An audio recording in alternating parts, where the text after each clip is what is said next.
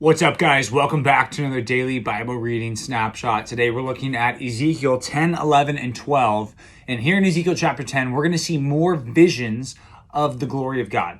Ezekiel says he sees a throne. And what we're going to see is the glory of God here described. The reason being because it's going to leave the temple.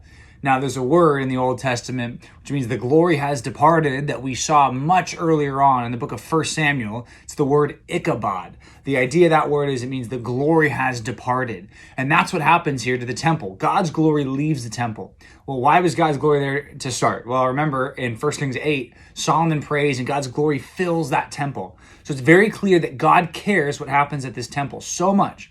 And he's saying, I'm done with it. All you people, you Judeans, you are just worshiping yourself. You're worshiping these false gods. You're not worshiping me. So I'm packing up and leaving. Now, chapter 11 gets more specific about the people that are going to be judged through this. It says that they have done what is evil, the counselors. It says like these shepherds of Israel, they've done what has been evil. And he even lists some of these people. And he says, tell them that they are going to be judged. Tell them that they would not relent. It says, prophesy, multiply their fears. Their fears are going to get bigger, and God's going to bring against them all these terrible things because of their sin. So he lists some of these people, and then Ezekiel asks the right question. He says, Lord God, will you make a full end of the remnant of Israel? Are you going to destroy us forever? And God responds, and he says, no, I'm not going to destroy forever. Not this remnant of people. He says, even though they're scattered across the world, I'm going to collect them back. I'll gather you from all the peoples and assemble you out of the countries where you've been scattered. And I will give you the land of Israel. And when they come there, they will remove from it all the detestable things and all of the abominations. And I will give them one heart, and a new spirit I'll put within them. I will remove the heart of stone from their flesh and give them a heart of flesh, that they may walk in my statutes and keep my rules and obey them. And they shall be my people, and I will be with them as their God.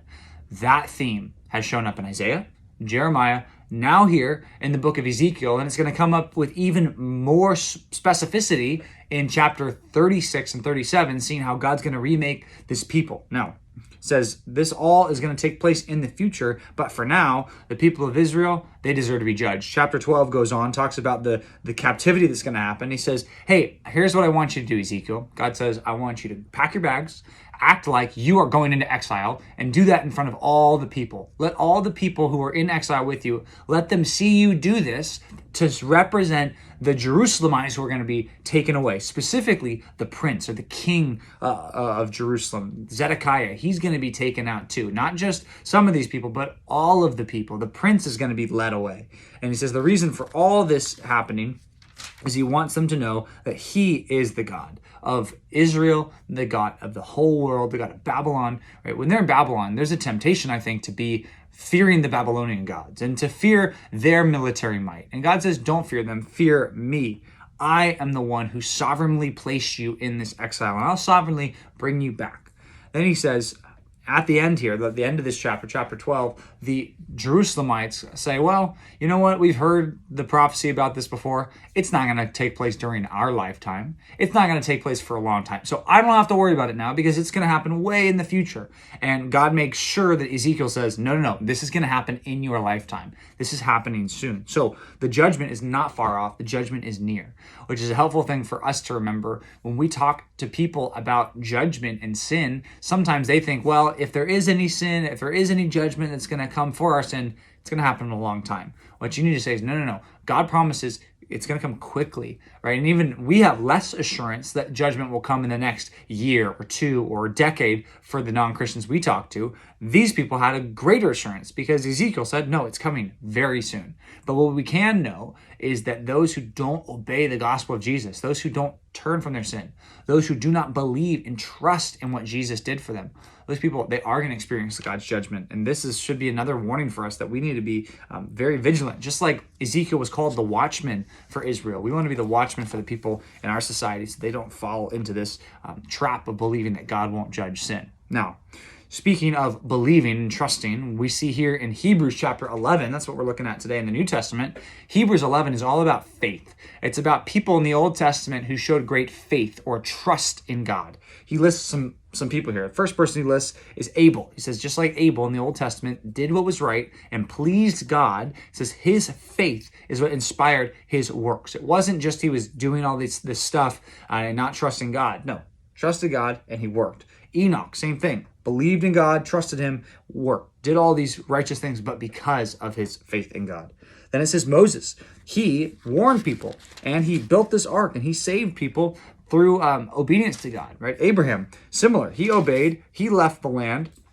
And by faith, he went into a land of promise. He didn't know what it was going to take place. He didn't know who he was going to meet. He didn't know where he was going to live. He just trusted God. Now, why are we talking about any of this stuff about faith? Why does the author of Hebrews tell us this? Well, remember what we just finished talking about in Hebrews 10, where he says, you have need of endurance. You need to be confident in God's promises and live like you're confident in God's promises.